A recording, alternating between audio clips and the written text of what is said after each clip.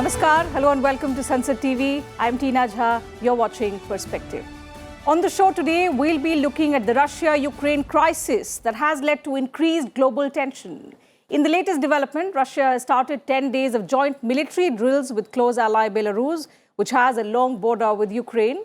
The Ukrainian capital is located just about 75 miles south of the border with Belarus, and the West fears that Russia could use Belarusian territory to invade Ukraine. Ukraine has termed it psychological pressure, while France, which is trying to broker peace through negotiations with both countries, has also called the drills as a violent gesture by Russia. UK Prime Minister Boris Johnson has called it the biggest security crisis in decades. The United States has warned that an attack from Russia could come at any time, although Russia has repeatedly denied any plans to invade Ukraine. So while diplomatic efforts are underway, NATO has also stepped up deployment of troops to bolster the alliance's eastern flank. The United States has begun to move the 2nd Cavalry Regiment Stryker squadron from Vilseck, Germany to Romania, which borders Ukraine. And about 1,700 US soldiers from the 82nd Airborne Division are also going to Poland, and about half have already arrived, with more expected to flow in during the coming days. Britain, too, has pledged to send about 350 more troops to Poland and already has sent anti-tank weapons to Ukraine. So amid this build-up from both sides, where is the crisis heading to? Can diplomatic attempts help diffuse the crisis? How is the Ukraine-Russia standoff impacting the world and also India? These are some of the aspects that we will discuss on the program today, with three very distinguished panelists joining me on the program. So let me first introduce them to you. I have with me Ms. Alexandra Zubenko. She is a research fellow, PIR Center, Moscow. Thank you, Ms. Zubenko, for joining us on Sansad TV. And I'm also joined on the program by former Ambassador of India to the Russian Federation, Mr. Ajay Malhotra, and Professor Harsh V. Pant. He's head Strategic Studies Program, ORF. Thank you, gentlemen, for joining me on the program. Ms. Zubenko, allow me to begin the program today with you. So as we speak, diplomatic efforts are underway to defuse the crisis, but so is military maneuvering, which is adding to the volatility of the situation. Where do you see the crisis heading to? How is it being seen in Moscow? Well, you have told first about diplomatic solutions and are they possible in this situation. I think that's the single aim of Russian military maneuvers is to find this diplomatic solution to the situation which has been a source of preoccupations for Moscow for many years.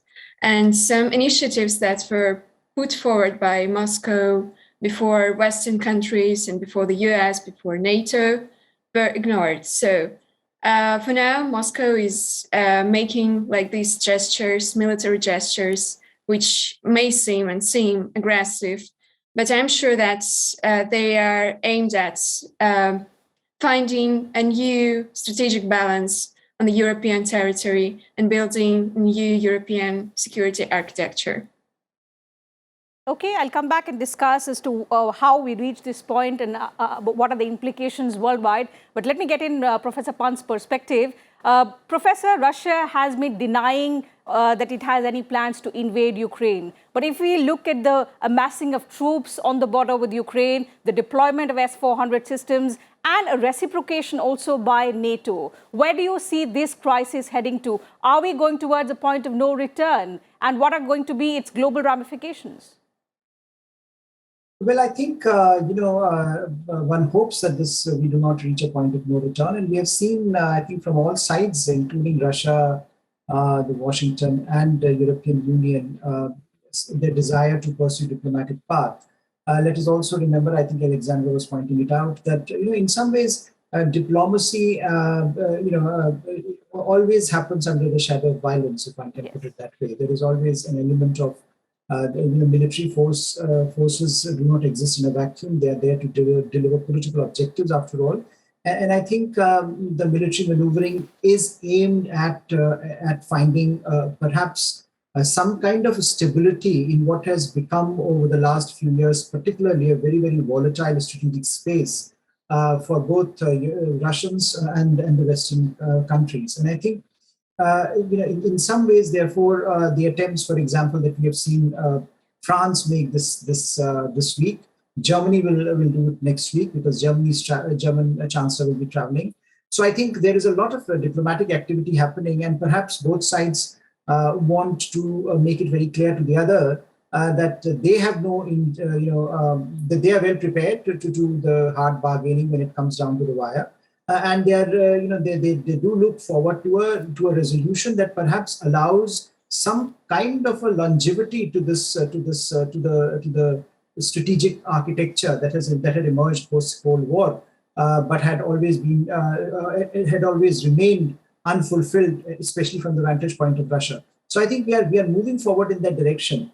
Hopefully, we will not see an escalation. But the real challenge, of course, when you have military maneuverings of this kind, military buildup of this kind, is that any kind of miscalculation, any misperception, can lead to an inadvertent escalation. And I think that's the real danger. I don't think anyone intentionally wants to start a war.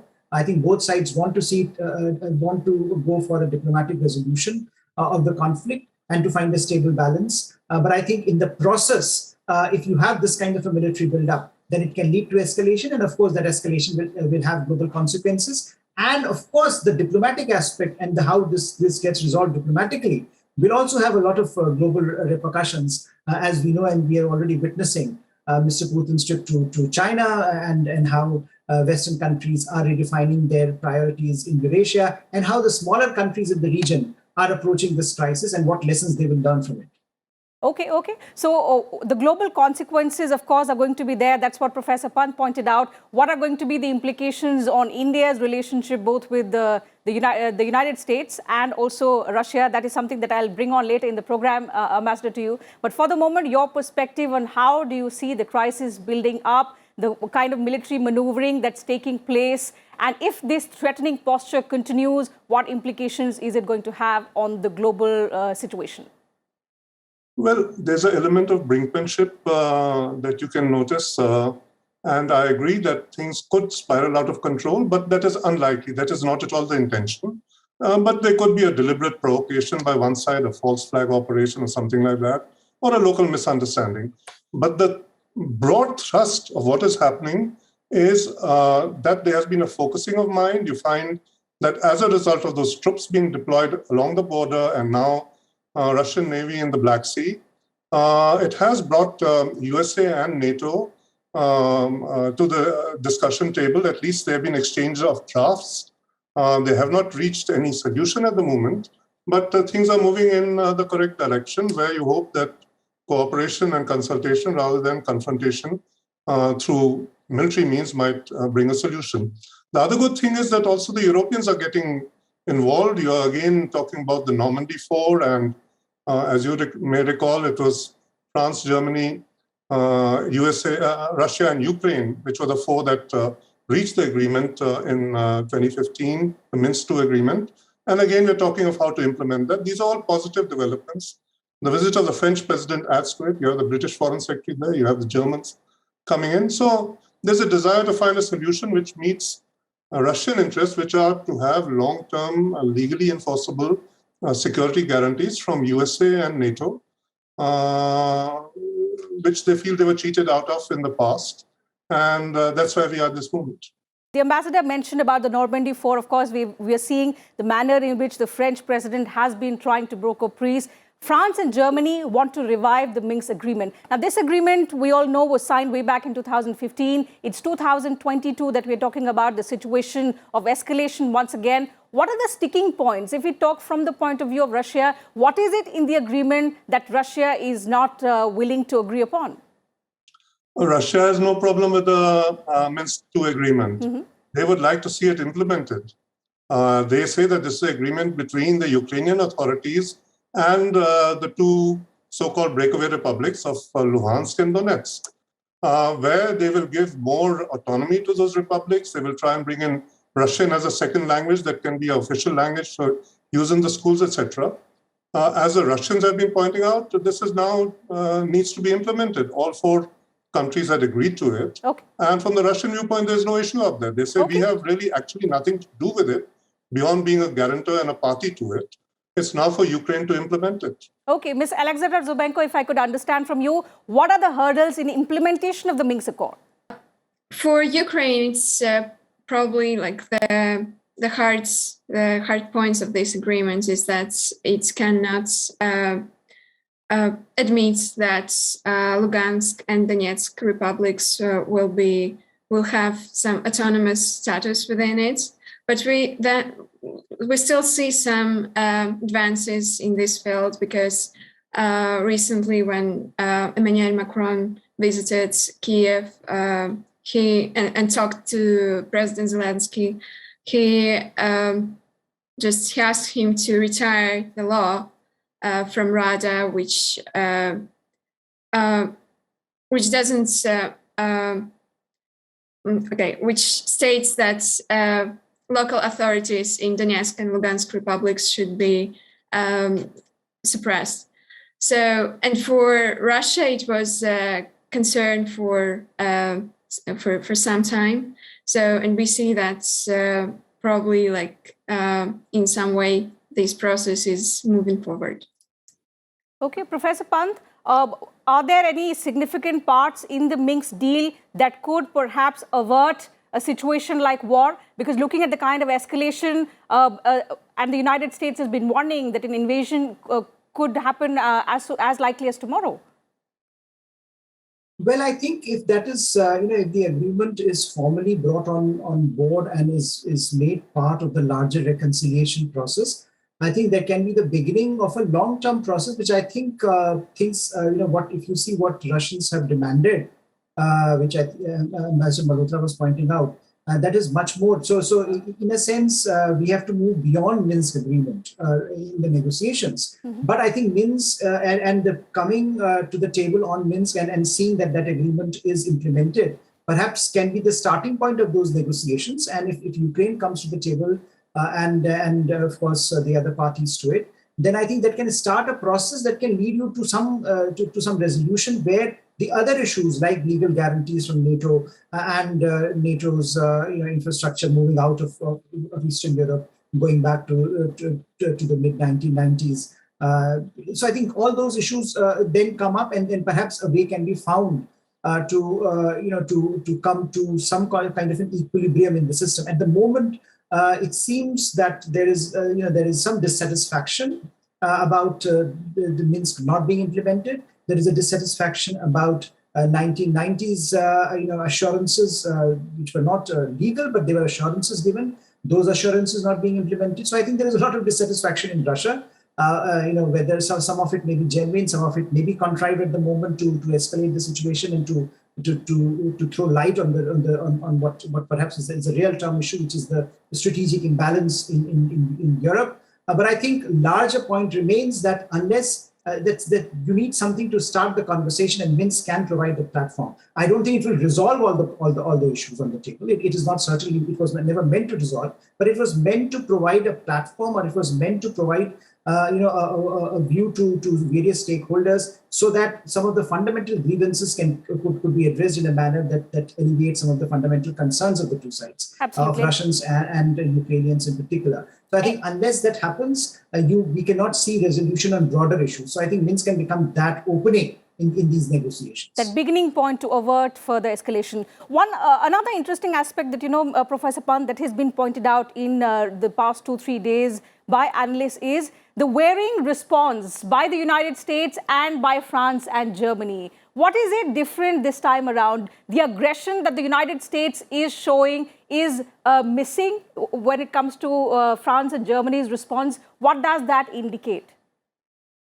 Well, it indicates two things. I think one is, of course, Europe is also trying to find its own voice on global politics and foreign affairs. And I think Emmanuel Macron, for example, has been talking for a long time about the strategic autonomy of European Union and how it should have a voice on global affairs independent of Washington. And I think that is why you see some of the statements that Mr. Macron made, were quite out of tune with what the Washington has been suggesting. Yes. So I think there is a certain desire to protect that space for Europe, where Europe can find solutions to the problems, because Europe is the one entity that is going to be affected very, very directly with this. But of course, the larger point remains that when it comes to hard power, Europe does not have the hard power projection capability, which only America has and NATO has as a collective. So I think there is a balance to be struck there. But what we are witnessing today is certainly an attempt by Europe, partly also the reality that Europe is much more dependent on Russia in some ways for energy, for example, German-Russian relationship, which is quite significant in that respect. And I don't think Europeans want a war on their doorsteps at a time when fundamental problems exist within the country, whether it is COVID or whether it is restructuring of the economic frameworks. So I think there's a real issue there's a real divergence here between Washington's more rhetorical aspirations vis-a-vis what is happening on the ground and European Union's more moderate stance of trying to find a modus vivendi with the Russians. Of course, let's also not forget that Mr. Biden had also called for finding diplomatic resolution to this problem. He has not averted it. But I think from NATO, from Mr. Biden, from Washington, the challenge is slightly different, because for them, this is a question of global proportions. Yes. What happens in other theaters once you leave this theater alone, and if you don't really stand up and be counted in this theater,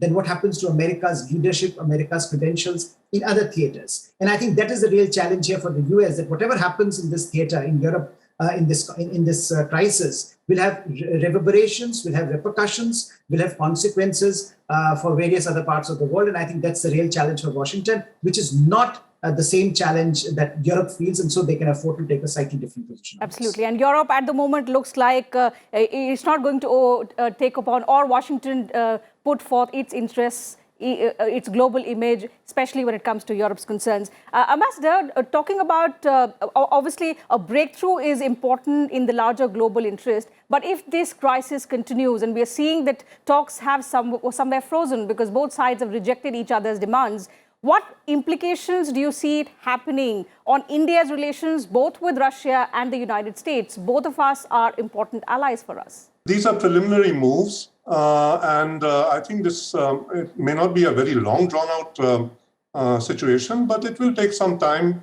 to find the solutions, to find a way by which Russia is satisfied that it has long-term, legally enforceable security guarantees, which it would need from USA and NATO, not from the European countries. So the main focus is to see how Russia and USA sort out issues. Within NATO, there will be countries who will be pushing and pulling in other directions, and that is what is creating the pressure on the Americans and the other way around. So the French have had some differences with USA. You cannot forget the OCAF situation, the alliance that has developed up there, where the Australians exchanged the French as a partner with the Americans. But coming to your question, we have the best of relations with the Americans, and USA is the preeminent global power. Let's not forget that. And we are looking to improve our relations further, which makes good common sense and is in our interest. At the same time, we have excellent relations with the Russians, and it's not a zero-sum game as far as we are concerned. We would like both of them to sort out this issue. It's not in Europe's interest. It's not in India's interest either. We would like both our friends to sort this out, and US should be able then to be in a position to refocus again on the Indo-Pacific, which it has identified as its main area of focus in its own doctrines, security doctrines. So we would like to see this resolved, and we would like to see friends, both of them, as I said before, moving in the same direction, shooting in the same direction, and focusing more on the Indo-Pacific, which is where some focus is needed. Okay, Alexander Zubenko, a resolution is, of course, vital for larger global peace, and that's where countries are working towards. Diplomatic efforts are underway. What is the way forward to resolve the crisis? How do you see it happening if both sides continue to remain adamant on their demands? Well, I think probably the basic secret is to hear each other. And I mean that the US should admit that Russian suggestions on NATO non-expansion have their own grounds. And I think that's what they already did when they presented their response to Russian suggestions. So some experts say that NATO won't quit this open door principle, but they probably won't let Ukraine to join NATO for 20, 25 years or just for the whole time. I think that could be a solution that for some time NATO will declare a moratorium on Ukraine joining the alliance. But another thing is that this crisis is not just about Ukraine, and we have also the INF Treaty, which had stopped in 2019. We also have Conventional Forces in Europe Treaty. And all these problems are just now pending in the air. So probably the response will be not just on Ukraine and its joining to NATO or on the refusal from deployment of offensive weapons in Ukraine, but also on discussing the whole spectrum of European security. Okay, Professor, one last comment from you. We've spoken about larger global ramification. We've spoken about consequences, if any, on India's relations both with the United States and Russia. Where do you see China fitting into the scheme of things? What interest does China have in the entire crisis which is underway? Well, of course, China can look from afar and enjoy the spectacle at the moment because it is one of the largest beneficiaries of what is happening. If whichever way it pans out, I think it works well for China. I think one way in which perhaps if one can be optimistic from an Indian standpoint, if this crisis allows the two sides to find a long-term solution between Russia and the West. And if the West opens up to Russia after this crisis, in some ways that would shift the balance of power. And I think if that happens, which is something that India has been arguing, that look, it is Western pressure on Russia that is making West get so close to the Chinese. If we can succeed, if the Russians and the Western countries can succeed in finding an equilibrium in their relationship, and if there is, if Russia becomes a satisfied power, perhaps in Eurasia, then I think it opens up new doors for managing China. Because at the moment, Russia-China getting together is something of a big problem, both for India and I think for the West. Yes. That challenges our fundamental foreign policy aspirations. But if this crisis can lead to something positive in Russia and West's relationship, I think that would ease pressure on India, that would ease pressure on Russia, that would ease pressure perhaps on the Western countries to be able to deal with what is a long-term strategic challenge in the international system, and that is the rise of China. Absolutely. So a long-term resolution to this whole Russia-Ukraine crisis would be in the larger global interest, also in Indian interest. But when that happens is something that only time can tell. At the moment, countries, diplomats from different countries, especially France and Germany, the Normandy 4 that Ambassador pointed out, are working towards a diplomatic effort to broker peace. And let's see how that pans out, at least to avert the current situation from escalating further. So with that, I'll have to call it a wrap on this edition of Perspective. Thank you to all my guests today for joining us on the program, sharing your thoughts on this pertinent issue with us and our viewers. It was a pleasure having you on the program. So that's it from us in Perspective today. Thank you very much to all our viewers as well for their time.